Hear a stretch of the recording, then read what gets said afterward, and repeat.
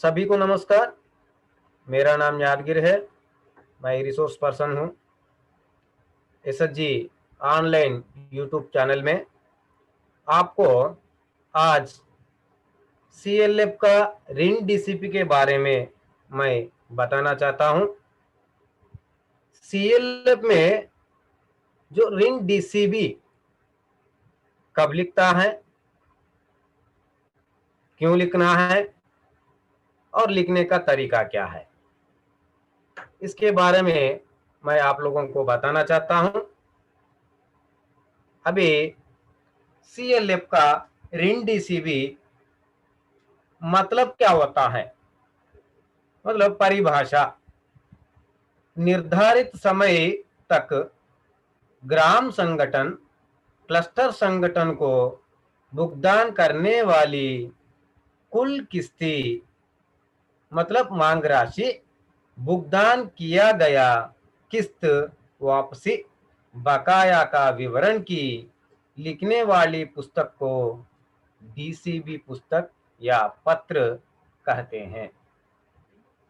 जो निर्धारित किए गए अपना सीएलएफ में जो ऋण लेता है ग्राम संगठन, जो ऋण लेने समय पे जो निर्धारित समय दिया जाता है, उस निर्धारित समय के अनुसार भुगतान करने वाले मांग और वापसी और ऋण शेष राशि को लिखने वाले पुस्तक को डीसीबी कहते हैं। इसको कहीं कहीं जगह पे पत्र भी बोल सकते हैं। कुछ किस जगह पे कुछ कुछ राज्य में पुस्तक नहीं कहते हैं, पत्र भी कहते हैं। ठीक है, कोई भी हो, पत्र हो पुस्तक हो, एक ही है।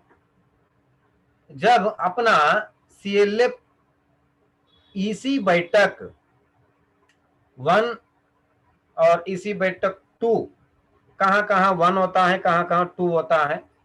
ठीक है, जब ही वो अपना आर्थिक लेन देन कौन सा ईसी बैठक में होता है, उस बैठक में लिखना, ये पुस्तक लिखना चाहिए। जो सीएलएफ का ऋण डीसीबी से फायदा क्या होता है, मतलब इस पुस्तक लिखने से क्या फायदा होता है, अभी इसके बारे में आपको बताना चाहता हूं। पहले ग्राम संगठन सीएलएफ को भुगतान करने वाली कुल भुगतान किया गया कुल बकाया पता चलता है। इस पुस्तक लिखने से सीएलएफ को भुगतान कैसा कर रहे और भुगतान का बकाया कुछ है क्या और शेष राशि कितना है, ये पुस्तक लिखने से ये मालूम होता है, ये पता चलता है, इस जानकारी मिलता है। ग्राम संगठन सीएलएफ को भुगतान करने वाली कुल भुगतान किए गया कुल और बकाया, इसका मतलब डीसीबी, डिमांड कलेक्शन बैलेंस, भुगतान कितना करना है और भुगतान कितना किया है और बकाया कुछ है क्या, ये जानकारी ये पुस्तक लिखने तो अपन को पता चलता है, जानकारी मिलता है। नंबर दूसरा पॉइंट है प्रारंभ ऋण शेष राशि और अंतिम ऋण शेष राशि का विवरण पता चलता है। इस पुस्तक लिखने से ग्राम संगठन पिछले महीने तक कितना शेषी राशि था और इस महीने में अंतिम में कितना शेष राशि है, ये जो दो तरीका का जानकारी अपन को मिलता है। प्रारंभ शेष राशि कितना था और इस महीने में वापस करने के बाद उनका अंतिम शेष राशि कितना है। ये जानकारी ये पुस्तक लिखने तो अपन को मालूम होगा। नंबर 3, ऋण वसूली प्रतिशत मालूम होता है। ऋण प्रतिशत भी मालूम होता है। इस महीने में ग्राम संगठन ऋण प्रतिशत प्रतिशत कितना है ये भी अपन को मालूम होता है। इसका मतलब उदाहरण 100% दिया है क्या, नहीं तो 70% दिया है क्या, नहीं तो 50% दिया है क्या, ये भी अपन को मालूम होता है। और अगला जो पॉइंट है, बकाया ग्राम संगठनों का कार्यवाही करने में आसानी होता है। जब डीसीबी के ऊपर अपना सीएलएफ बैठक में चर्चा होगा, उस चर्चा में बकाया ग्राम संगठन को क्या कहाँ कमजोरी हो रहा है, क्यों बकाई हो रहा है, ये मालूम होता है। और इसके ऊपर चर्चा करके उनको क्या सुझाव देना है, कैसा उनको समझाना है, ये मालूम होता है। सीएलएफ डीसीबी लिखने तो अभी तक जो बोला है वो फायदा होता है, फायदा रहता है। ठीक है, इसके बाद देखेंगे डीसीबी पुस्तक लिखने का तरीका।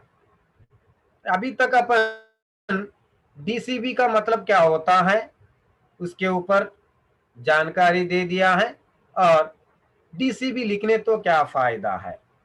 अभी डीसीबी लिखने का तरीका को अपन जानेंगे। डीसीबी लिखने का तरीका। डीसीबी पुस्तक ऋण पुस्तक आधार से लिखा जाता है। जो डीसीबी पुस्तक है, ये पुस्तक अपना सीएलएफ ऋण पुस्तक के आधार से लिखा जाता है, क्योंकि ऋण पुस्तक और डीसीबी एक ही तरह रहता है। इसमें और इसमें एक ही तरह जानकारी रहता है। इसके लिए पहले अपन ऋण पुस्तक लिखा जाता है, ऋण पुस्तक में बाद ऋण पुस्तक को देखकर अपना डीसीबी लिखा जाता है। मतलब इस सिस्टम क्या होता है, पहले अपना कार्यवाही रजिस्टर में लिखना पड़ेगा, इसके बाद ऋण पुस्तक में लिखना पड़ेगा, इसके बाद ऋण पुस्तक के आधार से अपना डीसीबी पुस्तक में लिखना पड़ेगा। डीसीबी नंबर 2, डीसीबी पुस्तकों महीने में एक बार लिखना चाहिए। जब अपना सीएलएफ का ईसी बैठक होता है, तब अपना आर्थिक का लेन देन होता है, तभी ये पुस्तक लिखना है। इसका मतलब ये होता है अपना EC1 हो EC2 हो, EC1 में आर्थिक लेन देन के ऊपर चर्चा होता है, उसी वक्त महीने में एक बार ये डीसीबी लिखना है। जब आर्थिक लेन देन प्राप्ति होता है, मतलब मूलधन ब्याज ये जो प्राप्ति होता है, उसी वक्त ये डीसीबी लिखना चाहिए। डीसीबी पुस्तक लिखने समय कार्बन पेपर उपयोग करके 2 कॉपी बनाना चाहिए। एक कॉपी ब्लॉक संगठन के मासिक प्रतिवेदन के साथ भेजना चाहिए, दूसरा कॉपी को क्लस्टर संगठन में रखना चाहिए। डीसीबी पुस्तक लिखने वक्त एक कार्बन पेपर लगाकर लिखना चाहिए, क्योंकि ये जो डीसीबी अपना ब्लॉक संगठन इसी बैठक को भेजना चाहिए। मासिक प्रतिवेदन 7 भेजना है। इसके लिए इसको 2 पत्र में आने जैसापन लिखना चाहिए। मतलब कार्बन पेपर लगाकर लिखे तो अपन को एक प्रति रहेगा और ब्लॉक को एक प्रति जाएगा। इसके लिए अपन कार्बन पेपर लगाना जरूरी है। और अगला जो मुद्दा है, पन्ने के नीचे क्लस्टर संगठन का मोहर लगाकर पदाधिकारियों का हस्ताक्षर करवाना चाहिए। अपना सीएलएफ का अध्यक्ष सचिव कोषाध्यक्ष से पन्ने के नीचे डीसीबी पन्ने के नीचे अपना सीएलएफ का मोहर लगाकर 3 पदाधिकारियों का हस्ताक्षर करवाना चाहिए। ये अपना डीसीबी लिखने का तरीका है। इसके बाद अपन जानेंगे डीसीबी कैसा होता है, क्या होता है। डीसीबी का नमूना कैसा होता है अभी अपन देखेंगे।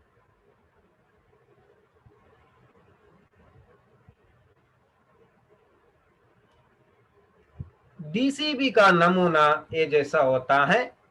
पहले क्लस्टर संगठन का नाम और क्लस्टर का नाम और जिला का नाम। ये डीसीबी कौन सा महीना का लिख रहे, महीने का मांग वसूली और शेष राशि डीसीबी का सूची। इसमें 21 कॉलम होता है। 21 कॉलम में अपन जानकारी लिखना चाहिए। ठीक है, देख लेंगे पहली कॉलम में क्या है, दूसरी कॉलम में क्या है, तीसरी कॉलम में क्या है, कैसा लिखना है, कौन सा कॉलम को कौन सा संबंध है, मतलब कौन सा जोड़ना है, कौन सा घटाना है, ये अपन अभी देख लेंगे। पहली कॉलम में क्रम संख्या आ जाएगा। इसके बाद ग्राम संगठन का नाम आ जाएगा और ग्राम संगठन गांव का नाम आ जाएगा और प्रारंभ ऋण शेष राशि। इसके बाद पिछले महीने तक बकाया रुपया, किस्त या मूलधन, ब्याज। इस महीने में मांग रुपया, किस्त और ब्याज, मूलधन और ब्याज। इसके बाद बकाये के साथ इस महीने का मांग रुपया, किस्त, ब्याज, कुल। इसमें आपको ऐसा दिखता है, अभी देख लीजिए। इसमें 5 और 7 प्लस करने तो अपन को 9वां कॉलम आएगा। 5 कॉलम में क्या है, पिछले महीने तक बकाया रुपया, किस्त कुछ बकाया है क्या है तो उसको, और इस महीने का किस्त को मतलब मूलधन को प्लस करके इधर लिखना है। और ब्याज कॉलम में 6वां प्लस 8वां इक्वल टू 10वां। पिछले महीने तक ब्याज बकाया और इस महीने का मांग के अनुसार ब्याज, ये जोड़ के इस कॉलम में लिखना है। इसके बाद कुल है, किस्त और ब्याज, ये जोड़ के कुल में लिखना चाहिए। इसके बाद इस महीने में वसूली हुआ कुल रुपया, किस्त, ब्याज, कुल। इस महीने के अंदर जो ग्राम संगठन मूलधन कितना दिया है, ब्याज कितना दिया है, कुल मिला के कितना दिया है। किस्त का मतलब मूलधन, मूलधन ब्याज दो प्लस करके अपना कुल में लिखना चाहिए। इसके बाद 15 कॉलम में बकाया रुपया, बकाये के साथ इस महीने का मांग राशि से इस महीने में कितना दिया है। इसका मतलब 9 माइनस 12, 9 माइनस 12 अपना बकाया किस्त होगा। 9वां कॉलम में जो लिखा हुआ राशि माइनस 12वीं कॉलम में लिखा हुआ राशि को घटाकर अपना 15वां कॉलम में लिखना है। इसके बाद 10वां कॉलम में जो लिखा हुआ राशि माइनस 13वां कॉलम में लिखा हुआ राशि घटा के अपना 16वां कॉलम में लिखना है। ये इस महीने का बकाया होता है।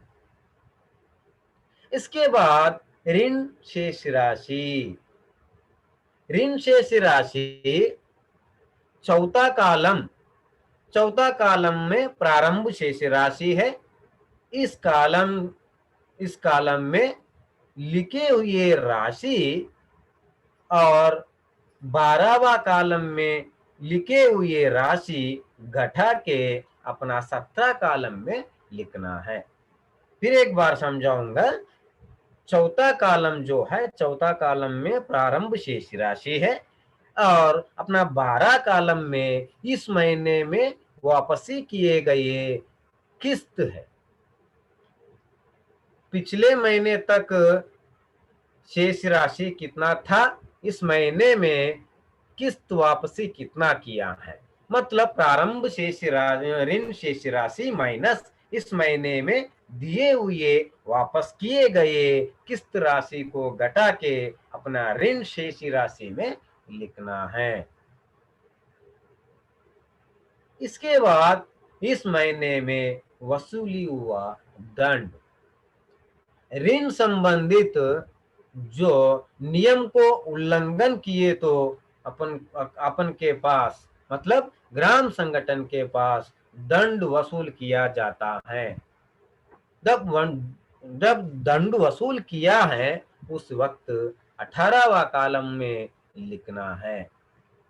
इसके बाद 19वां कॉलम है नया ऋण मंजूरी। इसमें इस महीने में किसी ग्राम संगठन को नया ऋण दिए तो इस कॉलम में लिखना है। और इसके बाद हुआ कुल ऋण शेष राशि, कुल ऋण शेष राशि 17 कॉलम प्लस 19, 17 कॉलम में जो लिखे हुए राशि को 19 कॉलम में लिखे हुए राशि को जोड़कर इस कॉलम में लिखना है। इसके बाद वसूली प्रतिशत, इस महीने में ग्राम संगठन कितना परसेंटेज वसूल किया गया है, मतलब वापस किया गया है। ग्राम संगठन 100% वापस किया है क्या, नहीं तो 90% वापस किया है क्या, नहीं तो 75% वापस किया है क्या, और 50% वापस किया है क्या, ये हिसाब करके इधर लिखना है। इसका फिर एक बार जो नमूना फिर एक बार अच्छा से समझाऊंगा।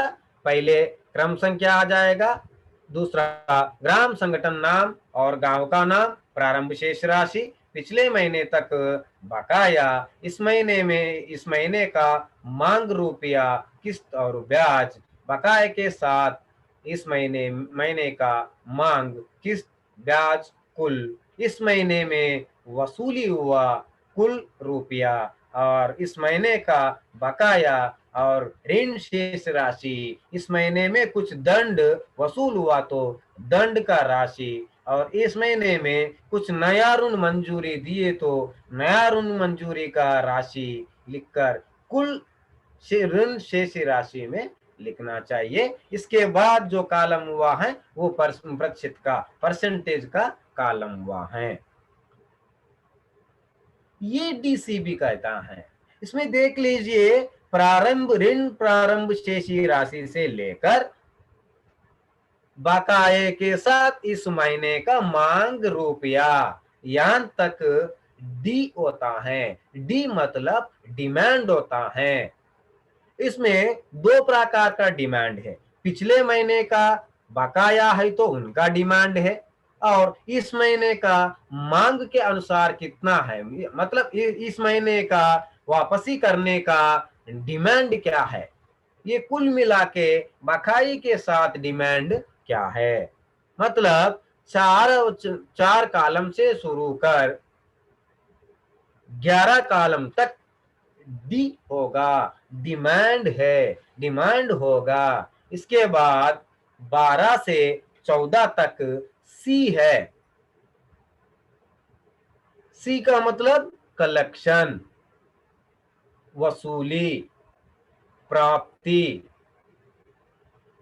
ये जो 12वां कॉलम से 14 कॉलम तक कलेक्शन हुआ है और इसके बाद 15 से लेकर अपना 20 तक बैलेंस हुआ है। बकाया कितना बैलेंस है, ऋण शेषी राशि कितना बैलेंस है। इसमें दो प्रकार का शेषी राशि होगा। बकाया रुपया कितना है, बकाया रुपया इस महीने में बकाया रुपया कुछ है क्या, और इस महीने अंतिम तक ग्राम संगठन के ऊपर कितना शेष राशि है। ध्यान से सुन लीजिए, डीसीबी डिमांड कलेक्शन बैलेंस, मांग वसूली शेष राशि। अंग्रेजी में डिमांड कलेक्शन बुलाया जाता है और अपना हिंदी में मांग और वसूली और ऋण शेष राशि। ठीक है, अभी देख लेंगे अपन, इधर लिखा हुआ है, देख लीजिए। अपना सीएलएफ अकाउंटेंट हो, सीएलएफ बुककीपर हो, जब ईसी मीटिंग होता है, ईसी मीटिंग में 5 मिनट के पहले ये डिमांड तक, मतलब इस महीने का मांग तक पिछले महीने का डीसीबी को देखकर इधर लिख के रखना है। और ध्यान से सुनिए, लिख के रखना है बोले तो 2 महीने पहले, 1 महीने पहले, ऐसा नहीं है। 2 दिन पहले, 1 दिन पहले नहीं है। जब अपना ईसी बैठक होता है तब ईसी बैठक में जो ये एजेंडा बिंदु के ऊपर चर्चा होता है, इससे 5 मिनट के पहले ये लिख के रखना है, क्योंकि ये शुरुआत कितना है पहले लिख के रखे तो आपको बकाये के साथ और इस महीने में कितना हुआ है लिखने में आसानी होगा। इसके लिए मांग तक, इस महीने में मांग तक आप मीटिंग होने के बाद इस एजेंडा के ऊपर चर्चा होने के 5 मिनट पहले ये लिख के रखना है। ठीक है, अभी लिखने का तरीका कैसा होता है देख लेंगे। जो पहला कॉलम में है क्रम संख्या 1 है और दूसरा कॉलम में ग्राम संगठन का नाम लिखना है।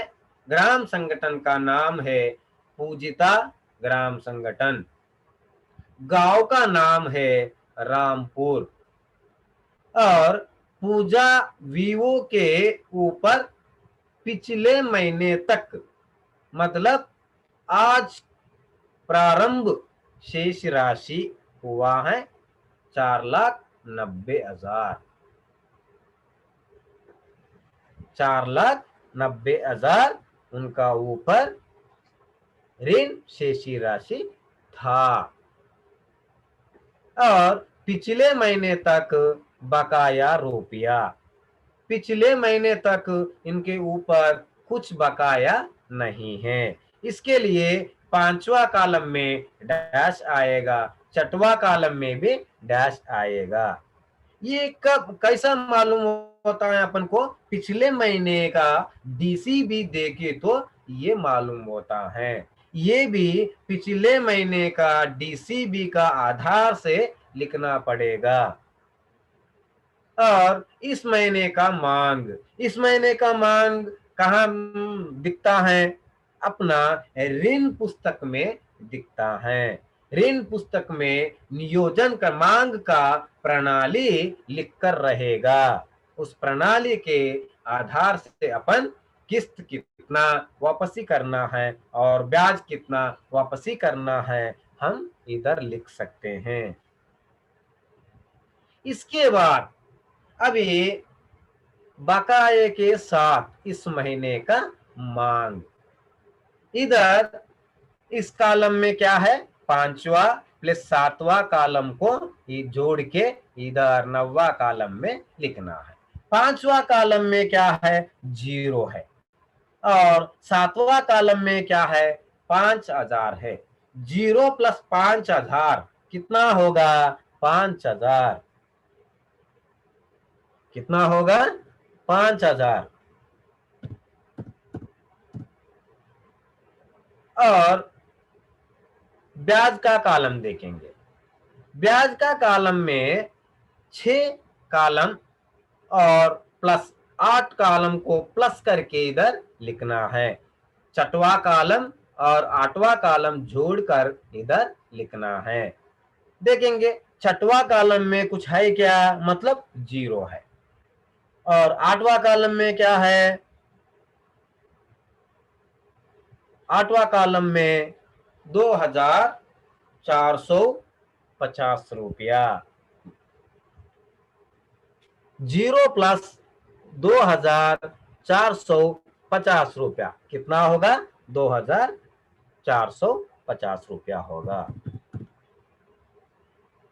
ये कुल मिला के 5,000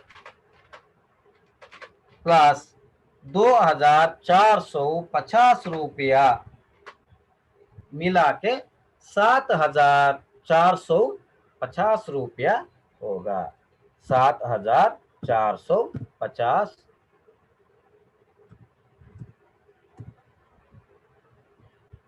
अकरावा कॉलम में 9वां कॉलम प्लस 10वां कॉलम जोड़कर इधर लिखना है। किस्त और ब्याज जोड़ के अपना कुल में लिखना है 7,450 रुपया। यहां तक डिमांड है। इस महीने का डिमांड क्या है? किस्त 5,000 और ब्याज 2,450 रुपया जमा करना है। कुल मिला के 7,450 रुपया जमा किया है, जमा करना है, सॉरी। अभी इस महीने में वसूली हुआ कुल राशि को देखेंगे। ये जो जानकारी है अपन को दो पुस्तक में मिलेगा। एक अपना बैठक कार्यवाही पुस्तक में और अपना ऋण पुस्तक में मिलेगा। ये ऋण पुस्तक में देखकर इधर लिखना है। पहले बैठक प्रस्ताव पुस्तक में लिखा जाएगा, इसके बाद ऋण पुस्तक में लिखा जाएगा, इसके साथ साथ अपना डीसीबी में भी लिखा जाएगा। ठीक है। अभी इस महीने में पूजिता वीवो ने 5,000 मूलधन दिया है और ब्याज 2,450 दिया है। कुल 7,000 450 रुपया दिया है। इधर देखिए, अभी अगला कॉलम जो है बकाया रुपया, बकाया रुपया। ठीक है, बकाया रुपया ये इसको कैसा निकालते हैं अभी देख लेंगे। 9 कॉलम माइनस 12वां कॉलम। 9 कॉलम में क्या है, बकाये के साथ मांग राशि 5000 है, और 12वीं कॉलम में 5000 किस्त है।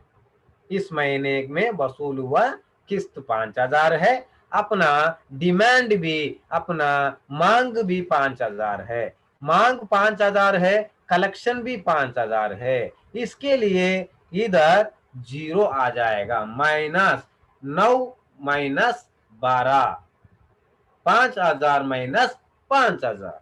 अब इधर बकाया कुछ रहेगा क्या, कितना देना चाहिए उतना वापसी किया है, तभी उनको ऊपर बकाया कुछ नहीं रहेगा। ब्याज भी दे दिया है, नहीं रहेगा। अभी ऋण शेष राशि देखेंगे। ऋण शेष राशि चौथा कॉलम और 12वां कॉलम माइनस करके 17 कॉलम में लिखना है। चौथा कॉलम में क्या है देखेंगे, उनका प्रारंभ शेष राशि है 4,90,000, और 12 कॉलम में क्या है, इस महीने में वसूल हुआ किस्त है।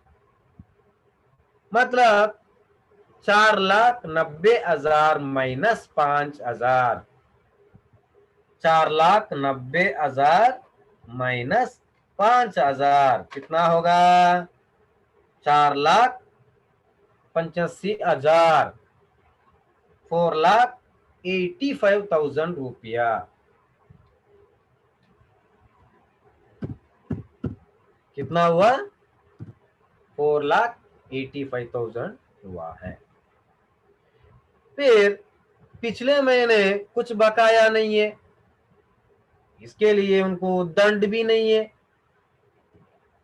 और नया ऋण मंजूरी भी नहीं दिया है, और कुल ऋण शेष राशि ये देख लीजिए 17 और 19, ये 2 कॉलम प्लस करके इस 20 कॉलम में लिखना है। 17 कॉलम में कितना है, 4,85,000, और 19 कॉलम में कुछ नहीं है। मतलब जैसा उनका ऊपर 4,85,000 रुपया बाकी है।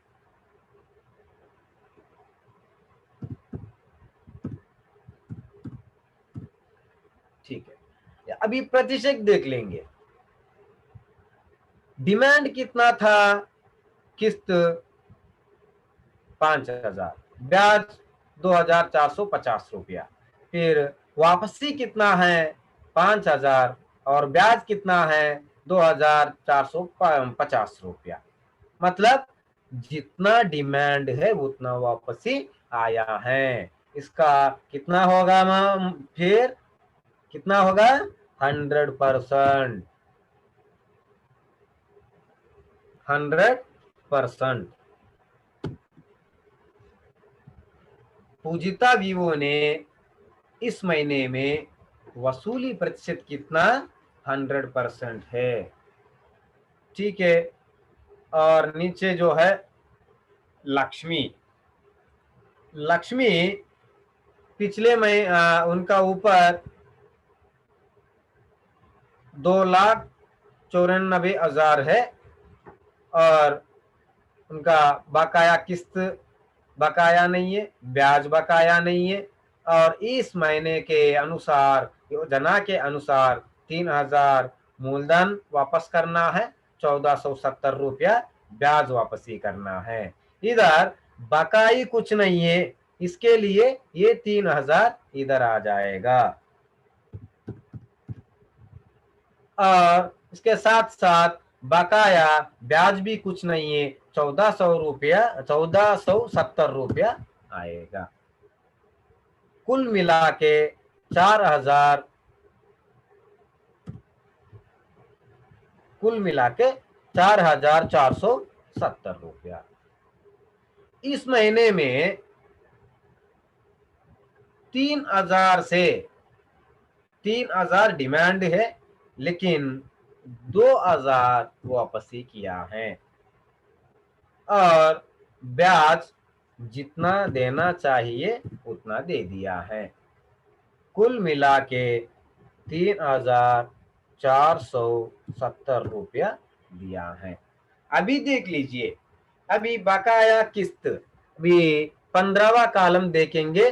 15वां कॉलम में 9वां कॉलम माइनस 12वां कॉलम। 9वां कॉलम में कितना है? 3,000 है। 12वां कॉलम में कितना है? 2,000 है। 3,000 माइनस 2,000 मतलब 1,000 बकाया हुआ है। जितना देना चाहिए उतना से 1,000 रुपया कम दिया है। किस्त मूलधन कम दिया है, इसके लिए किस्त में 1,000 रुपया बकाया है।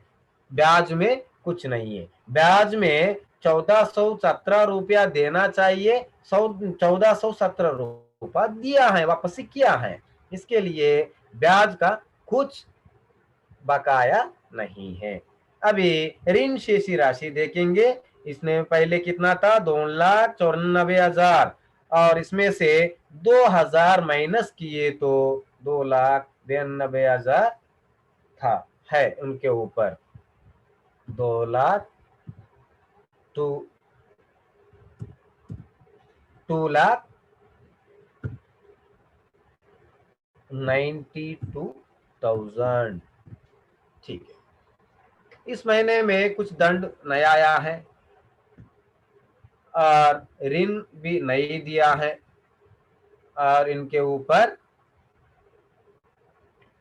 2,92,000 रुपया ऋण शेषी राशि। अभी अपन वसूली प्रतिशत को कैसा हिसाब करते हैं देखेंगे अपन।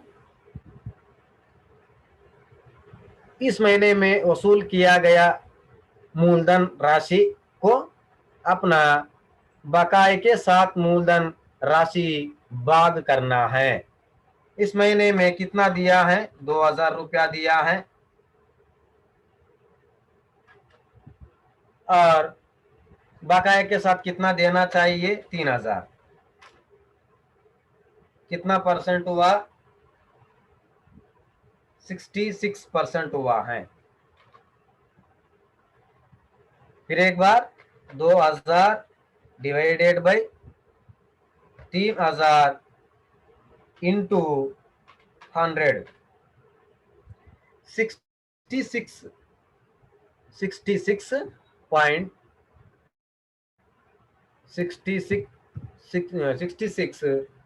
परसेंटेज आया है।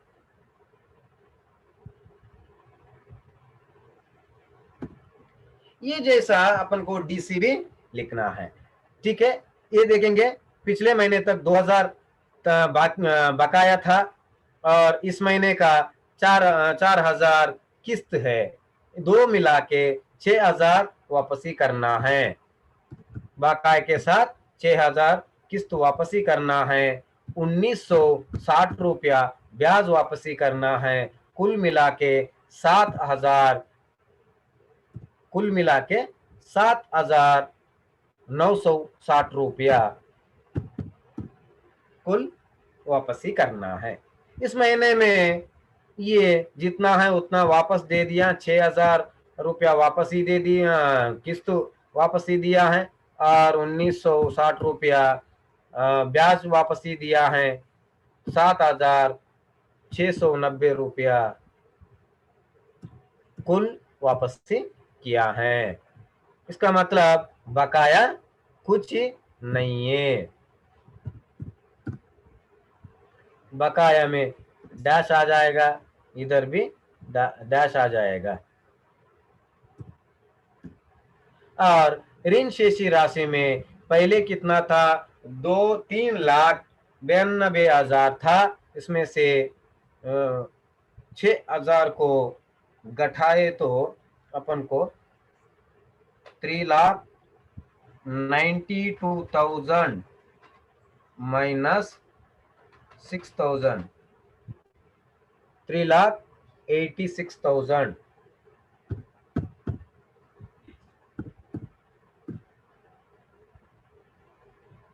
उनको इस महीने में इस महीने में 50 रुपया दंड आया है, क्योंकि पिछले महीने में बकाया था, इसके लिए 50 रुपया दंड वसूल किया है। नया ऋण मंजूरी कुछ नहीं हुआ है, उनका ऋण शेष राशि हुआ 3,86,000।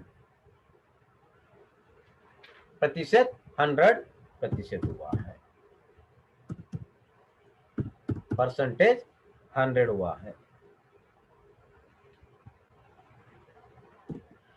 ये नमूना जैसा अपन पूरा इस महीने के अंदर जो जो ग्राम संगठन अपना सीएलएफ को वापस किया गया है उस राशि को इसी प्रकार से लिखना है। आखिरी में इसको टोटल करना है। टोटल करने के बाद सीएलएफ पुस्तक संचालक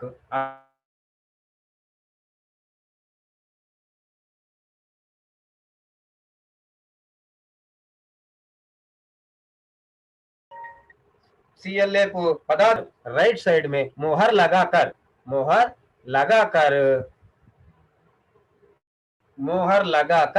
उनका हस्ताक्षर लेना चाहिए। फिर एक बार, जैसा हम कहेंगे वैसा जो वसूल हुआ है उस हिसाब से डीसीबी में लिखना है और नीचे टोटल करना है। इसका नीचे लेफ्ट साइड में पुस्तक संचालक हस्ताक्षर और राइट साइड में सीएलएफ पदाधिकारियों का हस्ताक्षर लेना चाहिए। ये जो है ये डीसीबी लिखने का तरीका है। इस वीडियो आपको अच्छा लगे तो लाइक कीजिए और शेयर कीजिए और सब्सक्राइब कीजिए। सभी को धन्यवाद।